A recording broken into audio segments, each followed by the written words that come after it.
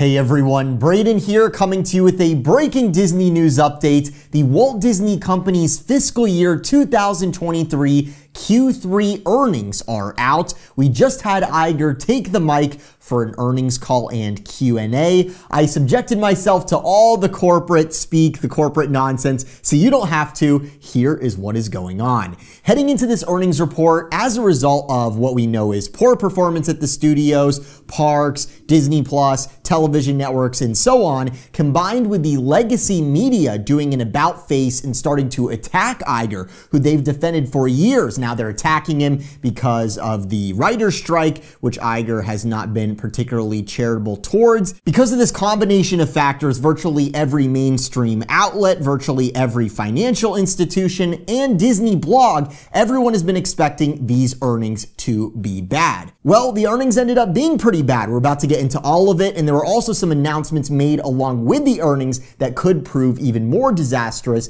down the road. That being said, the results by many metrics were not quite as disastrous as some were forecasting. Combine that with us now having the earnings report in hand, we're no longer speculating. This, of course, crushes volatility. So Disney's stock actually bounced a bit in after hours trading. There are folks watching who we empathize with who see, hey, Disney's going the wrong direction. They're losing their way. They're losing their audience. The ship is sinking. But then they go a step beyond that and say, you know what? I'm going to hawk my hard-earned money on the outcome of this earnings report, expecting this earnings report to be bad, to be the end of the world. So what they do is go buy a bunch of about to expire options puts on Disney's stock in the $70 and $80 range, which the institutional market makers, which have billions and billions of dollars, they've now completely destroyed those by sending the stock back up to $90. So not financial advice. I'm not a trader. I have no financial stake in Disney besides this YouTube channel, but just in case anyone following closely what's going on with the stock was wondering what was going on there, do not trade options around earnings calls. It is literally gambling, and you'd probably be better off looking into Disney's new ESPN branded sports betting service, which they are doing with a company called Penn Entertainment. We'll get into that in a little bit here. So first off, how did the parks do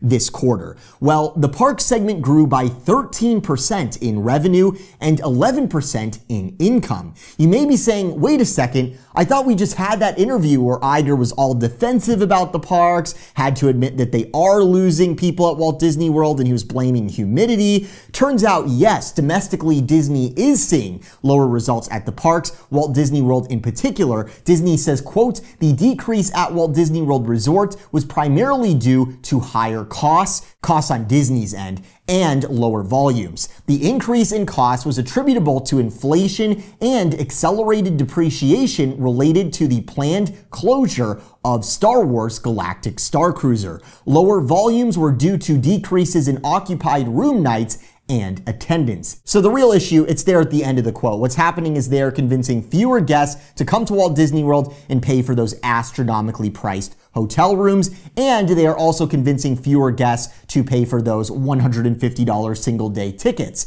So you have less people coming, you have less people staying at the resort, which was sort of by design, if you recall. Back in the days under Iger, before Chapek even took over, there was all of this about how we're going to be catering to sort of a higher class of customer, pricing some people out. And then under Chapek, of course, we got Genie, and the Genie Plus upcharges, they definitely alienated lower and middle income visitors, because it's not even about can you afford to go and stay at Disney and pay for the tickets. That's just to get you inside the gate, and then you have to pay even more times with all these little microtransactions once you're inside the park, which is absolutely insane. And also something that isn't touched on nearly as much is Disney has completely alienated their older, quite wealthy visitors. If you guys recall, when Disney first implemented My Magic Plus, when they did the whole Next Gen initiative back in the early 2010s, you'll recall that the FastPass Plus, they had those physical in-park kiosks. You could use an in-park kiosk in order to make your FastPass Plus reservations. In addition to this, the FastPass Plus skip the line feature, which did have this digital component to it, it was something that you were doing on your computer. You could do it on your old dinosaur desktop computer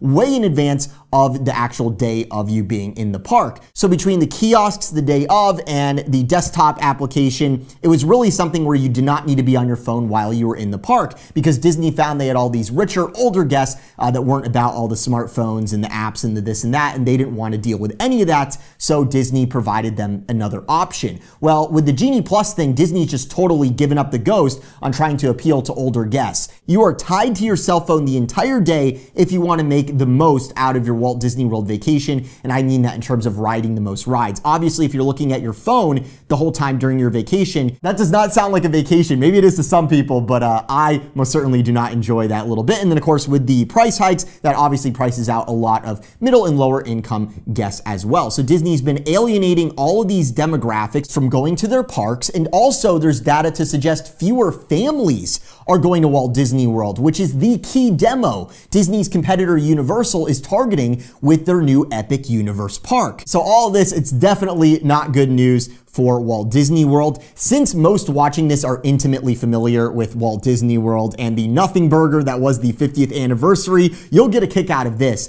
Walt Disney World's underperformance is not being blamed on all the things I just talked about.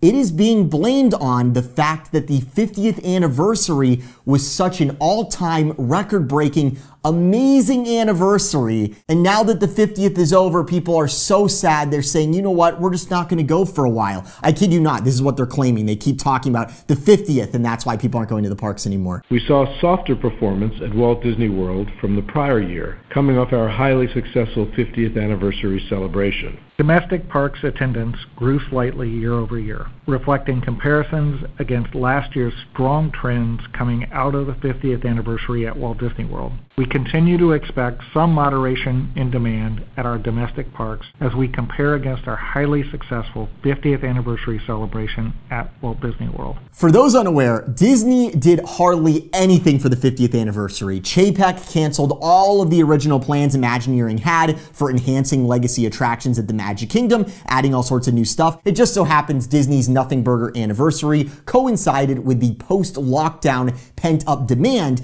comprised of people that were going to Disney regardless of what promotional campaign Disney happened to be running at the time. All that being said, as you can imagine, with the park segment seeing a 13% increase in revenue, there must have been some bright spots at the park segment this quarter. A big component of this was contributions from the overseas parks that were previously closed that are now back open. So it's a lot of year-over-year sort of accounting stuff. It's really nothing to be bullish about insofar as future growth, but Disney Cruise Line, there is a lot to be bullish about. I've never done a Disney cruise, but I hear over and over again from people how it's where the experience the parks used to provide still lives in its fullest form. People vote with their feet and their wallets, and on the earnings call, we heard from CEO Bob Iger that they are seeing 98% occupancy on their cruise ships. And they've got 3 more on the way, which will soon be almost doubling the capacity of the cruise line. So that is some great news to hear on that front. Not to go back to being negative or whatever, but where's that sort of capacity doubling for Walt Disney World? Look how much space there is to reimagine and expand the Magic Kingdom. We've talked about Imagineering's ideas for that with expanding over by Splash Mountain. And then you have Epcot where you had this failed overhaul where they didn't add most of the stuff that they announced, let alone stuff that they didn't originally announce, which was also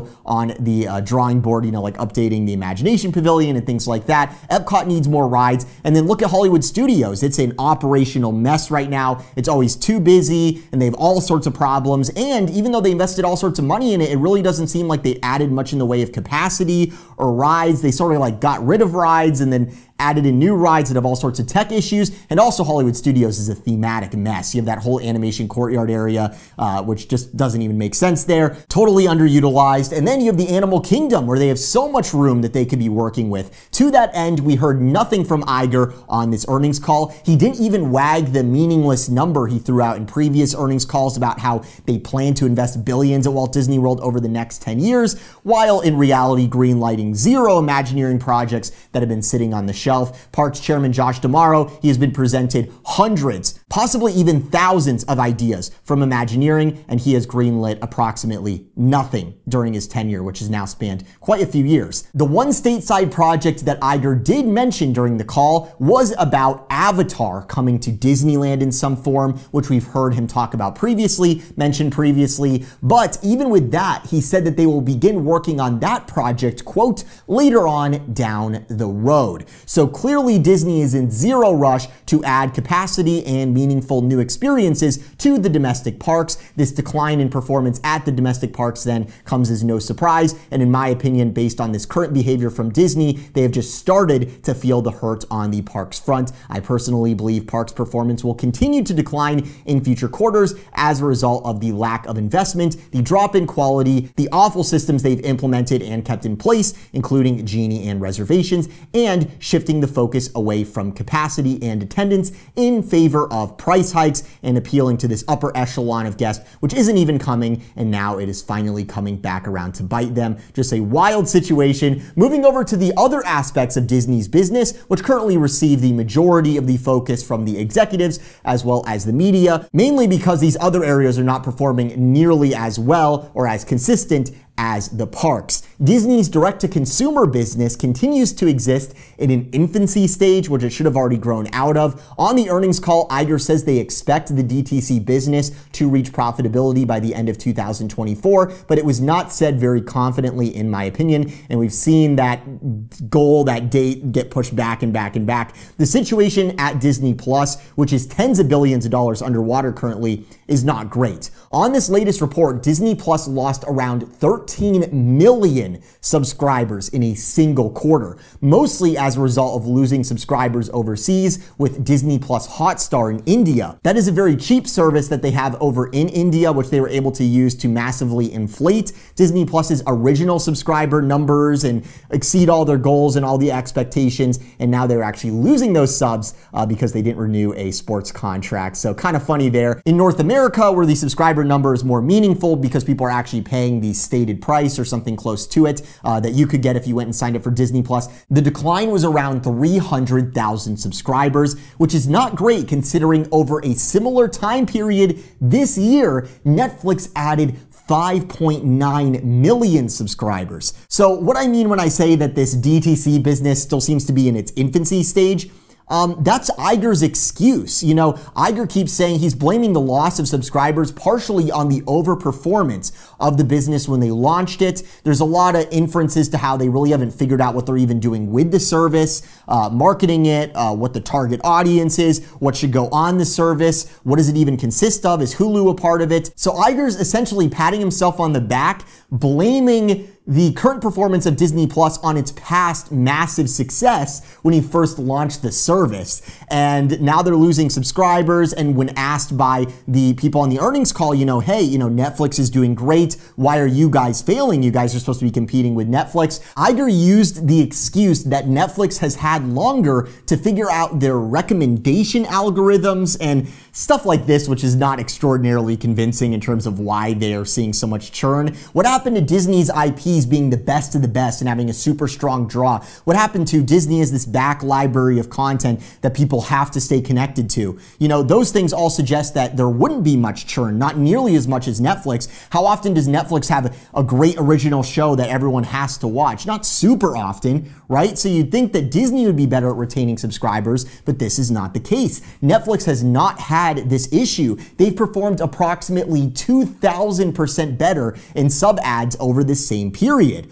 All that being said, there are a lot of viewers of our videos who love Disney Plus, watch all the new shows, but even for those who enjoy the current service, guess what? Disney's going to do their best to get you to cancel as well, as today it was announced that Disney will be raising the non-ad subscription price by 20% on both Disney Plus and Hulu, and they're going to be changing the price of the bundle packages, and get this, Disney is implementing a ban on password sharing, very much like Netflix has done. So Disney's getting rid of any advantage they had not having that implemented. So soon Disney will be adding new clauses to their subscriber terms, and I kid you not, on the earnings call, both price hikes and restricting password sharing was used as an example of things that'll somehow increase Disney Plus subscription numbers. To the second part of your question, Jessica, regarding password sharing, we already have the technical capability to monitor much of this.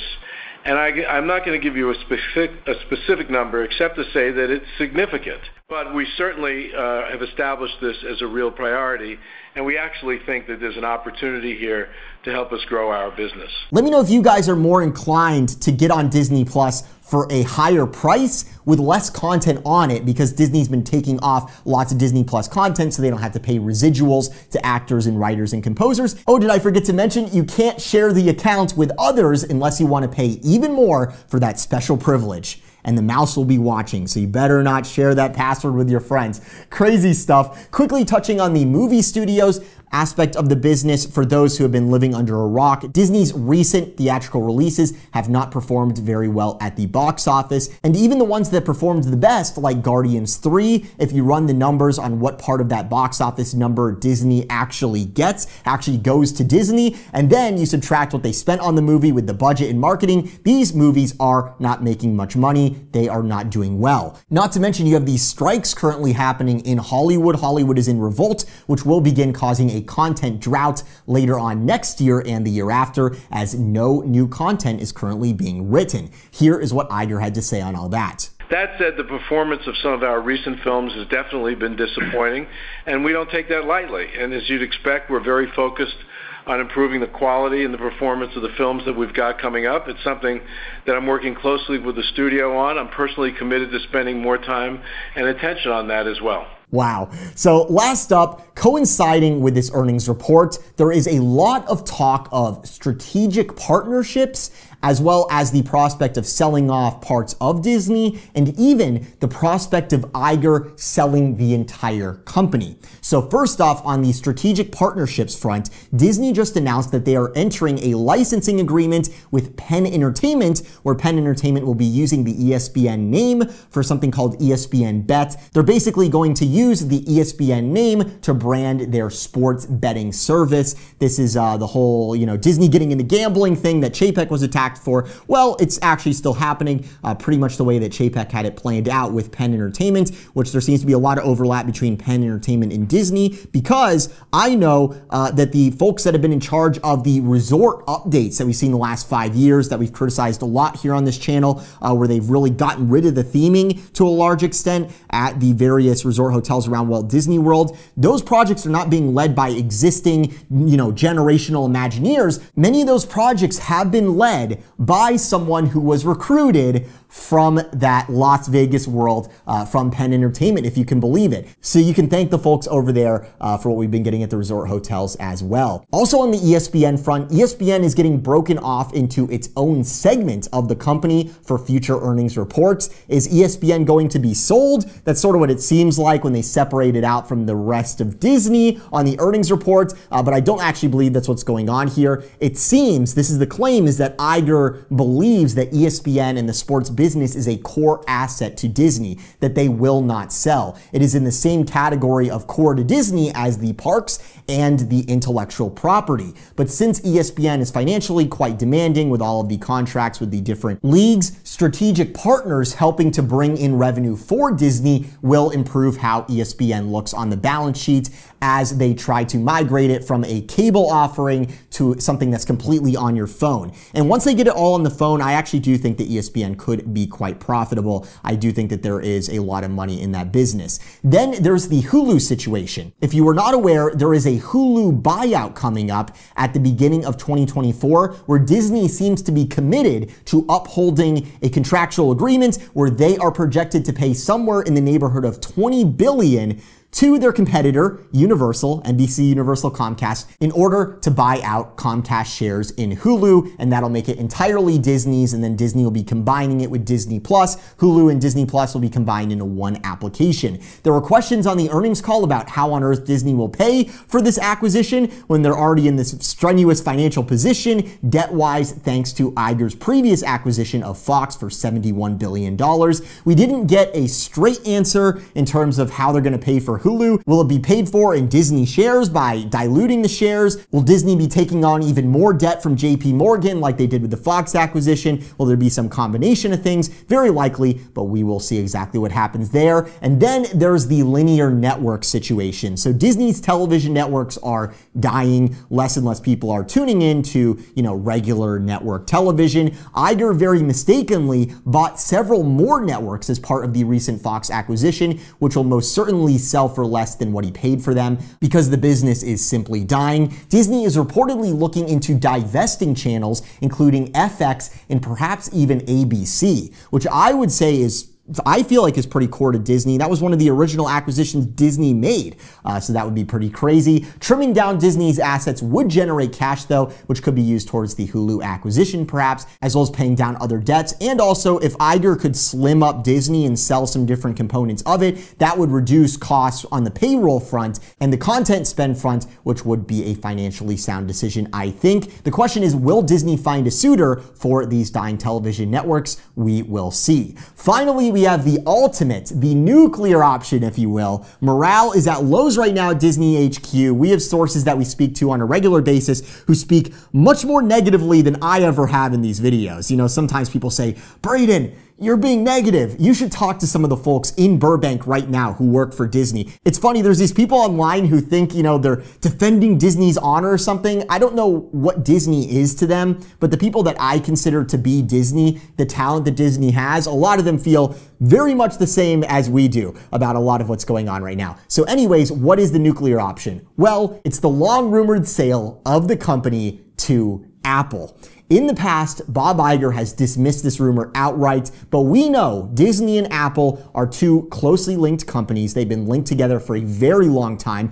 We know that Iger has personal relationships with the folks over at Apple and used to with Steve Jobs. We know Apple wants to be in the content game in a big way. They've been trying for years, as has Amazon. Combining Disney Plus and Apple TV Plus would be huge for Apple and their subscriber numbers. For years, this rumor has been on the back burner. It's been seen as a pipe dream. Well, now the Hollywood Reporter has sources suggesting, hey, don't dismiss this idea. As a result of this renewed talk, Iger was asked about this possibility at the conclusion of the earnings call. For those who don't know the deal with acquisitions and being an officer in a publicly traded Fortune 100 company, Iger could not say, yeah, we're in talks with Apple, even if he was in talks with Apple, because that would send the stock all over the place and then it might not pan out. And the FTC could say, hey, you were manipulating the stock price. All sorts of bad things could happen there. So Iger responded very briefly saying that those who suggest Disney may be bought out by a big tech company should consider the regulatory environment.